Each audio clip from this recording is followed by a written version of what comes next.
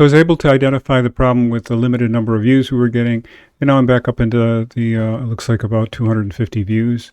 And it all had to do with list flattening. I was feeding lists in and hadn't flattened them properly. So if we were to come back here where our original vectors are, this list was coming out as 540. And, but it was a list of lists. So if we were to pin this, we'd see that we had at least 3 nested lists. So I flattened it at least one time here and then fed that in. I probably could have fed it. I could have probably flattened it twice. But I decided to flatten it on the output here again. And so we have now just a list. Let's see if I can hold this down. Just a single level of list for both of these. And I decided to split off the ins and outs. So I was saying just the number of good views for counting. And I made a duplicate of that, and I called it the number of bad views, and then took the ones that met that criteria and fed them in here. And then I did a list count. And like I said, we had 540 overall lines constructed with this number of floors.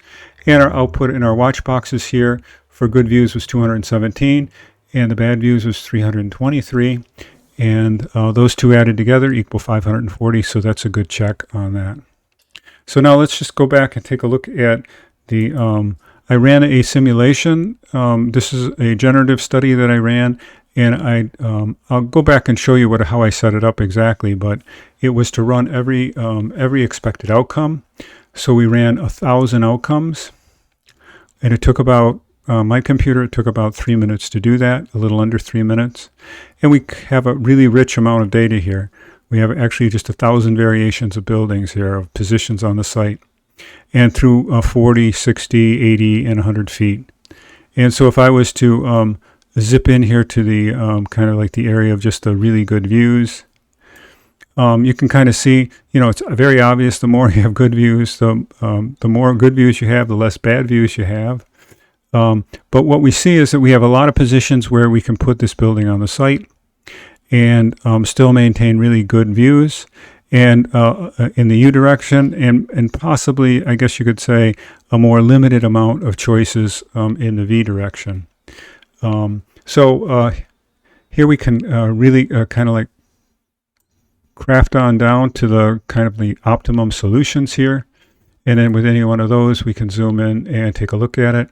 So we have 247 good views, 293 bad views. And the width of the building is 40, obviously. And we could do nuances with the width of the building, but I think this is enough to give us an overview. Now, one of the things I wanted to show you is that I did a kind of a brute force generative design study. And you could probably rerun this in other ways. So if I was to, I just clicked to start another study. And if I did another new generative design study, I could have selected to optimize it, randomize it, or in the case that I did, space evenly.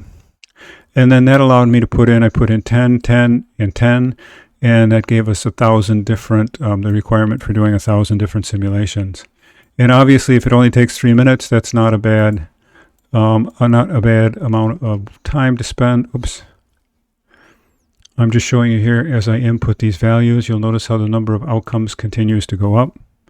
So I had 10 for building width, but actually there aren't 10 different building widths. So I think there were like 6 or something. So that's probably one way you could have just reduced redundancy. Anyway, that took 3 minutes to run. So I hope that works out equally well for you if you flatten those lists and you get that same output. If you're having problems with it and you want to ask a question before you submit it, please do. I'm trying to be as available as I can for that. And so in the next clip, I'll show you what I think we should put together for the presentation for this.